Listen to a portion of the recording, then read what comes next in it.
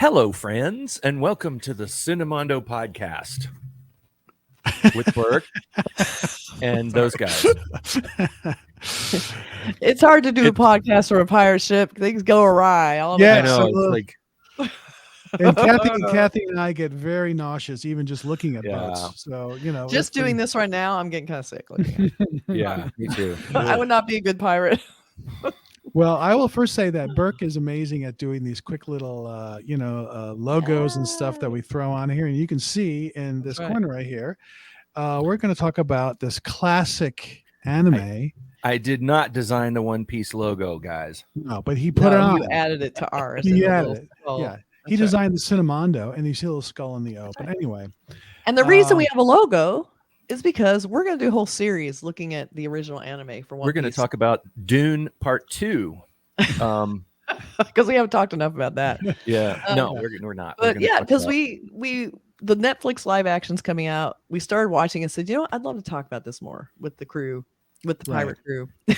So here we are. We're going to talk about. So we're going to start doing reviews of all the story arcs and see how we've never seen it before. This is our first time. So we're kind of coming into the fold of the One Piece family. Yeah, my take on it was I knew about it and I knew people were really into it, and people were constantly telling me, like, there's things like Demon Slayer and all these other shows that people are like, you got to watch it. Yeah. And there's so many, and I have friends who've got stacks of manga and like years of experience watching One Piece and tons of other shows. And it's like, Burk, you got to watch this. It's really good. And I'm like, you can't. Well, there's also that when you realize it started in 1999, it's well over 1,000 episodes. It's like, that is daunting to say, oh my gosh, to start at the very beginning. But since Netflix has got this live action thing coming out end of August, it makes sense for us to sort of get familiar with this show and see what the hubbub is about, because it's the number one ranked anime of all time as far as popularity. It's number one on the lists. I've heard of other ones too, but One Piece somehow just missed me. And then we watched the first 3 episodes. We're going to go sort of watch them in story arcs, and sort of just talk about what we think about those story arcs. So the first one is episodes 1, 2, and 3, which is the earliest episodes, Romance Dawn arc, and that's the first. That's our introduction to Luffy and his gang that he's sort of collecting as he goes. So and also I just want to say, like, a lot of this, we're doing this because we got such great response when we did the Netflix trailer reactions. Yeah. People were so passionate, so incredibly nice. And I was like, I want to see what this is about, because everyone who seems to like this show seems unbelievably cool. So there was no. I want to check this out. When I get into something new like this that has a really well established fan base, I always feel like the minute I say something about it, people are going to say, "Shut up, idiot! You don't know anything." But they were so nice. But it's like, welcome, come into the fold and learn, find out like that this is actually something that you should have been listening to your friends for 20 years who told you to watch this. Yeah. It's from I was going to say, it's from a manga. So it's from a manga by Eiichiro Oda, and the actual animation is produced by Konosuke Uda. So he's the one that sort of turned it into an animated series, and it's really fun. And right off the bat, first of all, there's a really fun. I like the opening song. It's super catchy. I keep singing it. Like, I can't wait. When I was watching through it, I can't wait to hear it again. Like, I keep waiting for the opening and closing songs. Like, I just want to sing them. They're just so exciting. And it's definitely got a feel for the time too. It's like, I know that's just one of many theme songs for the show, I think. But it's this is like the first one, and it's sort of the song that sort of brings you into this mythology. Right. And it really is. It took me a minute, I have to admit, because you have to get used to the style of the artwork, and you have to get used to the pacing and the just this sort of like bonkers pacing of the way that new characters are introduced Yeah. And the way new stories are introduced, and yet when you think about it, when you go think back about it, you're like, that was very tastefully done. Like how they introduce a new character by showing her breaking in and stealing things behind their backs, and then eventually you're thinking, are they ever going to meet this mysterious girl that's stealing all the treasure? I know, exactly. And so the first episode is called "I Am Luffy, the Man Who Will Become the Pirate King." So that's the first episode that we watched, and he says that a lot. Yeah. So, become king of the pirates. He's gonna be king of the pirates, and no one's gonna stop him, and no one will. I wouldn't, Anyway, so when it starts, we're actually seeing a pirate ship with a really strange pirate on it, who is this really flamboyant woman pirate that was intimidating everyone, saying, "Tell me how beautiful I am," and they're all kind of overinflated Michael Jackson vibe to her. Yeah, very just kind of almost a blimp-like, like huge. The style was great. And then they're just kind of doing their thing, and they find this barrel, and they get it on the ship, like, oh, well, I wonder what's in this. And they don't really think about it for a little while. In the meantime, we meet Kobe, and he's a little kid with pink hair and big round glasses, and he is not doing well in the ship. Totally out of place on this ship. Like, what is he doing there? Like, hey guys, I got a bottle of beer for you. I mean, a barrel of beer. He's trying to. It was so sad. Yeah, exactly. Like the bullied kid. Yeah, it was so sad. Forcing him to be a pirate, and he just wants to be a good guy. He wants to go catch pirates. So we just see him for a while. Like we don't even see Luffy. Like we're getting into this character, and actually it's like, it's amazing how quickly you get into and care about a character like this who's on screen, not very long yet you care for this kid. You feel bad for him. He seems really sad and bullied. He never measures up, does everything wrong all the time. He's just sad. He's trying so hard. Yeah. And the style that they establish in this is very, very interesting. It's got that kind of European this maritime vibe to it. The interior decorations, when you look at the the production design and the set dressing and everything, it's got this kind of like a seafood restaurant vibe to the interiors. It's like every interior it's like Captain D's, like the inside of or Red Lobster. I was thinking it's got the fishing nets and the glass floats and the big anchors. Big anchors everywhere, and these kind of European style buildings and architecture, and the sort of rolling grassy hills of old Scotland, or wherever. And it looks like Booty Bay in Warcraft. Booty Bay is a little pirate, like a little pirate alcove that you hang out in. Everything is sort of based around the ocean, though. In this world, it's all based on ships and things.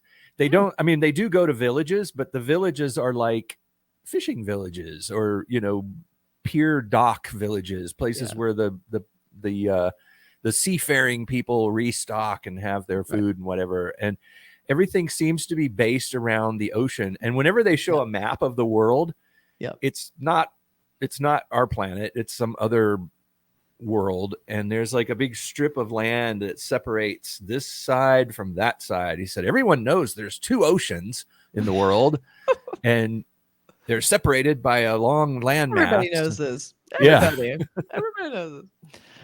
But I love that we're put into this unique, different setting that you eventually you're like, okay, it's weird at first, but then you're like, okay, I live here now. I understand. And just the pirate vibe is just instantly fun and intriguing. And I mean, there's a reason all these pirate movies do so well, because there's just something about them that's just very, just. It's instant adventure. I love all the affects. I love the skull and crossbones everywhere. Like, there's just something really fun about pirates. So they've combined a lot of things that are instantly accessible and draw you in right away. And I'm not a huge animation person, but I am completely charmed by this. I was like totally into it, and it catches you off guard because you don't expect it to be human and character based, but it is. And so. And here we are with poor Kobe on this ship getting abused, and then they finally open the barrel. Guess who pops out screaming?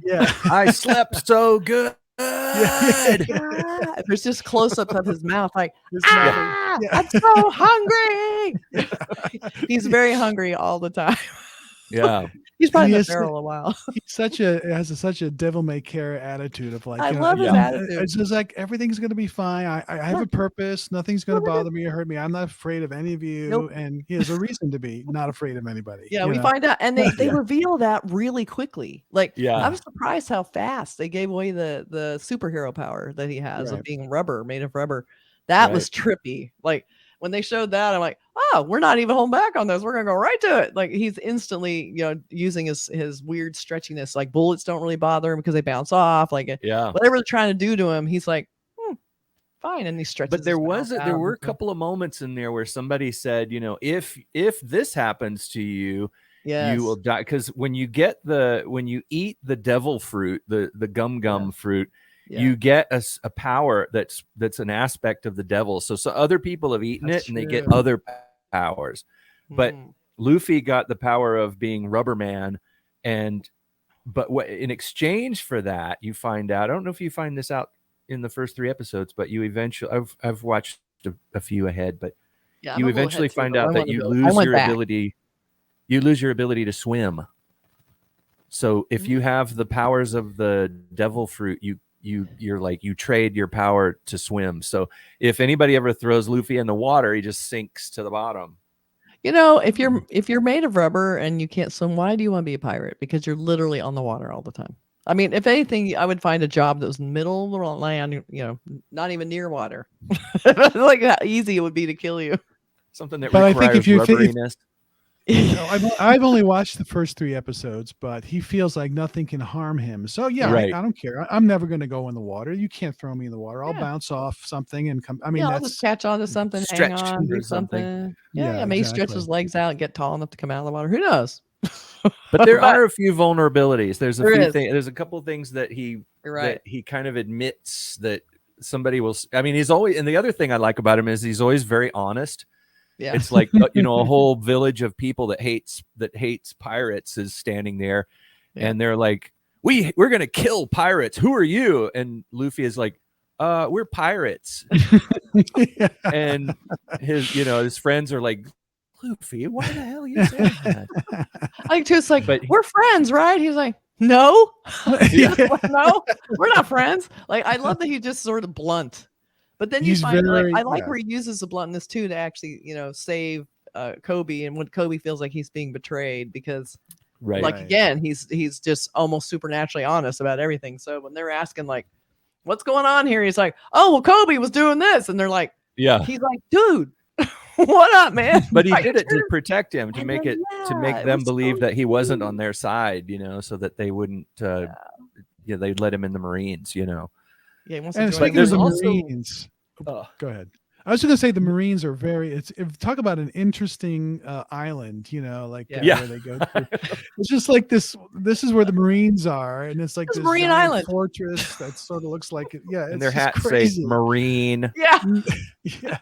And the leader is, this guy that's got like, a sawed off hand, and it's, he's just like axe hand. Ass. Yeah. And it's just like Iron Claw, and his son is this guy that's just running around being like the biggest jerk.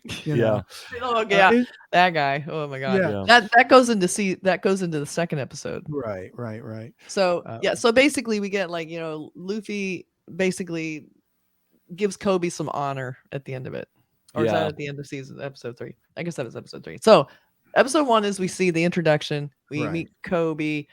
There's obviously problems with, Kobe and the pirate queen. I guess is what she is, and everyone on the ship. So that's starting to get worked out.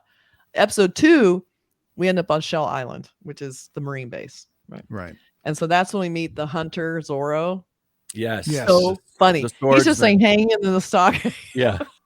He's got to fulfill a promise. There was like a him and the son of the head of the Marines had a very intense rivalry, and basically punished him by I can't remember exactly, but it was like, I'll either kill you right now, or I'll like tie you to a post out in the middle of this field for 10 days or whatever.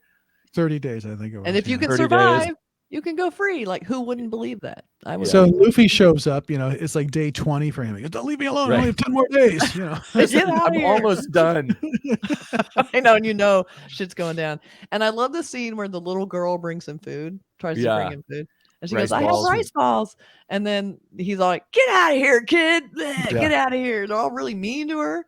And then the brother comes up, finds out she actually made the rice balls with sugar instead of salt. Right. Totally humiliate her. Talk about how stupid she is. They throw her rice balls in the mud. They're so mean. And she's like, but. I love later, he's like, Luffy, give me that damn rice ball. Yeah. He goes, but it has dirt on it. I don't care. Yeah. Give me that. But yeah, everybody's very blunt. Like, no one's had taken a shit. That's what I love too. These characters are not like kid characters. Like, oh, it's for kids. This is not for kids. This is no, it's not. There's some language in there, that you wouldn't get past American censors for children's television or whatever. But there's also, another thing I like about this. There's two more things I want to get to quickly, but one of the things I like is, we were talking about the weird logic of this world and the fact that Luffy is like brutally, or actually not brutally, but just flat honest. His honesty is an interesting characteristic. And there's also this kind of funny logic that pops up every once in a while. It sounds like pirate world logic, like One Piece world logic. And one of the things that cracked me up, I can't remember if it's in the first 3 episodes, but the girl is stealing a whole bunch of treasure from a pirate, and the pirate's like, hey, and I'm paraphrasing, I can't remember exactly, but he's like, hey, that's mine. You're stealing, you stole my treasure. And she's like, it's not yours, it's mine. And he's like, no, it's mine. And she's like, no, don't you even get the concept of stealing? I stole this from you. It's mine. It's mine now. Just like it was yours for a second. About that. And he's like, yeah, but you stole it from me. And she's like, exactly, it's mine now. Like, why don't you get that? Yeah, she's kind of on the periphery right now. Like, we don't really know who she is. She's kind of lurking, and then we're not sure, cool. But she becomes a very cool character, main character actually. So we find that out. But I love that also the captain, the pirate on this island, who's the big king of the pirates, is Captain Morgan, which makes me laugh because I don't know if that's even. I know. To me, I just see rum. I mean, I'm sure he was a real pirate, but that's kind of funny. Captain Morgan is the big bad in this episode. Yeah, there's a picture of him on the rum label. He's a really cool illustration of him. No, exactly. Well, but this guy's got like the iron jaw and the axe hand, and his name actually includes the word axe hand, right? Does it? Yeah, I mean, as do a lot of the characters in this. Yeah. One thing that's interesting, and this has nothing to do with the story, but I like the bumpers when they go to commercial break. It's just this very sort of beautiful shot of the ocean with the characters looking at the ocean and this very sweet music. Yeah. And then the flyer of Luffy comes in with a thumbs up. Yeah. That's such an interesting little thing to put in, like for a bumper. You don't see that kind of, I mean, I find that fascinating. It's like, what a cool little thing. It reminds me of a show that I really love called Lupin the Third that I have watched a bunch of, and it's the same kind of, I think, the shonen style is what it's called. It's like action cartoons. There's like constant action, and there's jumping and fighting and running and leaping and fighting and endless. And Lupin the Third is like that. It has those really cool bumpers with this cool musical theme and really cool poses. It's kind of like it goes way back to the old Speed Racer imagery, where at the beginning of the show where he jumps out of the car in this pose and then it does this matrix is that 2-5-3 seconds of animation, and in the beginning of Speed Racer is what inspired the whole Matrix that frozen movement thing in the Matrix. Just coolness, cool poses, cool. The other thing I wanted to talk about is the artwork. This is something that's important to me because I like to draw and I like artwork. I'm a comic book person and I love design and all that kind of stuff. The artwork in this, at first, when you see maybe images of it in a book or magazine or whatever, you're thinking this is kind of not very well drawn. You know, it's got this style that is a little bit not perfect. Like eyes are maybe too big and the pupils are just a little dot. And sometimes the angle is weird. Like you'll only see the top of a face and there's like the eyes are really tiny and all you're seeing is a big vast expanse of somebody's top of their head or something. But then it hits you that this is the style of the show. It's got this sort of raw, anything can happen kind of style. It's very, it's hard to explain how it works, but it absolutely works. And I feel like this story, this kind of story, and with the pacing and all that, it couldn't work with any other like more refined kind of artwork style. It really needs to be scrawly and fast. Like somebody drew this in a panic, you know, to tell the story. It's almost like it's drawing itself in a weird way. Yeah. Or like somebody was like so burned up with this story. It's like, I got to draw this really fast. You know? Yeah. That's really funny. So that was episode 2, The Great Swordsman Appears. That's the episode 2. Then episode 3 is Morgan versus Luffy. Who's the mysterious, beautiful? I like these long titles. Who's the mysterious, beautiful young girl? Like this big long title. Yeah. So we get to the Luffy convincing Zoro to join his crew, and I think my favorite scene. He's like, we're gonna be pirates, and I'm gonna be king of the pirates, and we're gonna take our ship around the world. And Zoro's like, great, this sounds awesome. Why not? But he's kind of reluctant because he's like, this. Well, he was like, I'll never be a pirate, but maybe I'll join your crew. That's the other thing about this show. I'll try it. So he goes, where's your ship? And he goes, it's down there. And this little tiny rowboat. And he's like, this is your ship? He goes, no, we're going to get a better one later. Don't worry. Yeah. Oh my God.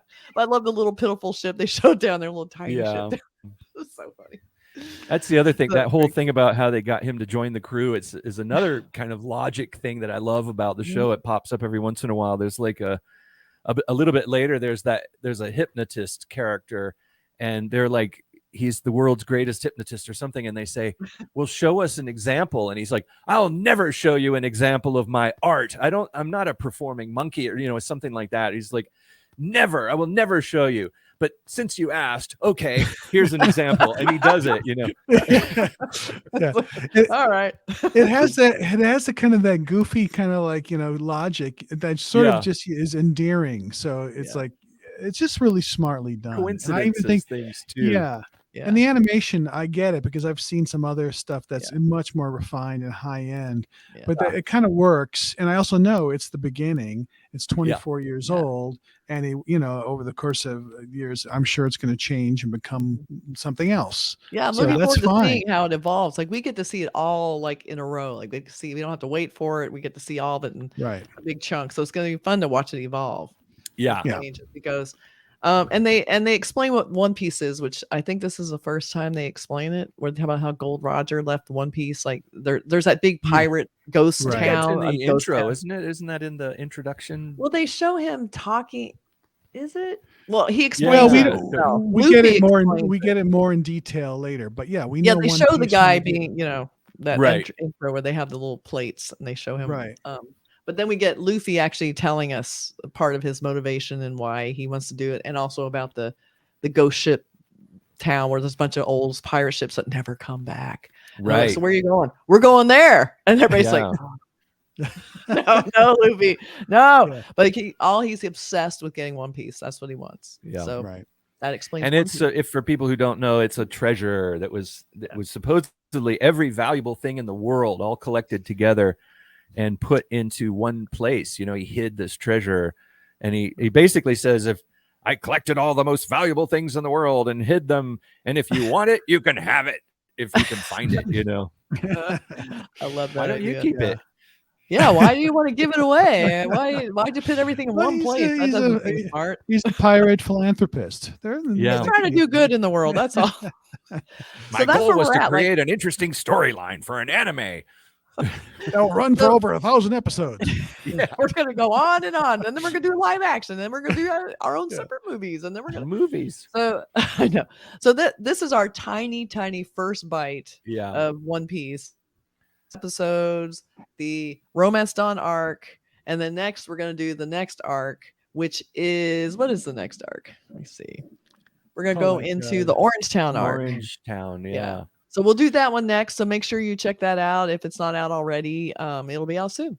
So well, here's the thing, really, just a final note from me, the idea of getting into something that's got such a vast following and you know, how many 45,000 episodes, we are so new at this, and we may be talking about it in the wrong way. I mean, it may have evolved into something completely different, and we're just talking up the wrong tree. You know what I mean?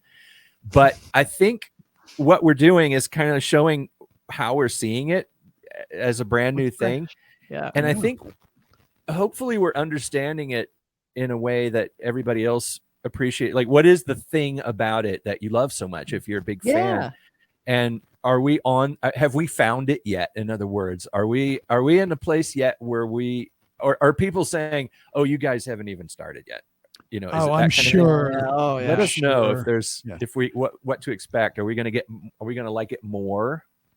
Because I have a feeling we will. I think it just gets deeper and deeper. It's like I'm peeling an onion, you know. So we're just at the very. It's like I can imagine people have watched this show for 20, have watched every episode, and watching this guy. Boy, these guys just don't know what they're in for, which is exciting for us.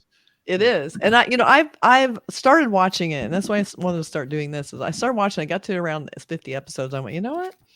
I want to start talking about this with Burk and Mark, and I want to take a moment to really talk about them, because I was watching them, not really no feedback from anyone. I'm just watching them, and I'm like, I loved going back and rewatching those first few episodes. I really saw a lot of things I didn't even notice because I didn't know where to look. I didn't know what I was looking for. So now that I kind of know the characters and what's happening, I knew what to look for. So it's really fun actually for me, even though I'm only like barely in it, rewatching them more closely is actually really helpful. So I think this will be really fun, and I'm going to stop watch. I'm going to not go ahead anymore. I'm going to start watching it with you guys and just go, arc by arc, and then we'll discuss them and see how that goes. I think it'll be really fun. Yeah. So stick with us as we our own adventure rediscovering or just going to hang on Piece as long as we can. Yes. All right. Let's know what you think. Bye. See ya.